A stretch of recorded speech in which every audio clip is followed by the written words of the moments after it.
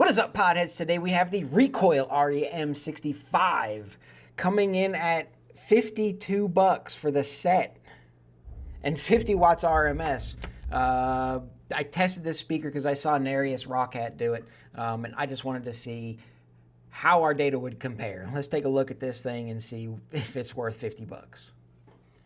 So in order to limit the low end distortion on this speaker, I set a high pass crossover of a measly 90 hertz. This speaker plays fairly well from 100 and I'd say about 100 hertz all the way up to roughly 9,000 hertz.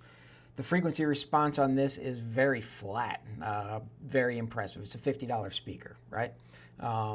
There is a little tiny dip here at 830 hertz, but we'll let it slide.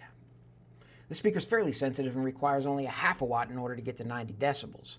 At 90 decibels, the frequency response stays very flat, and distortion is pretty well maintained at everything under 2%.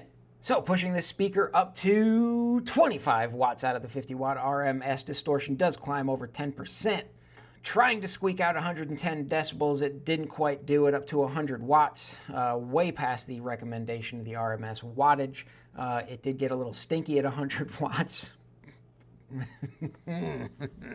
So the REM65 from Recoil Audio. Why did I test this speaker? I wanted to test a really cheap brand of speakers. Rawcat tested them, said they were pretty good. I wanted to see for myself. For 50 bucks, it's okay. I mean, it's pretty good. The frequency response is fairly flat. Distortion is pretty good as long as you don't give it a gob of power.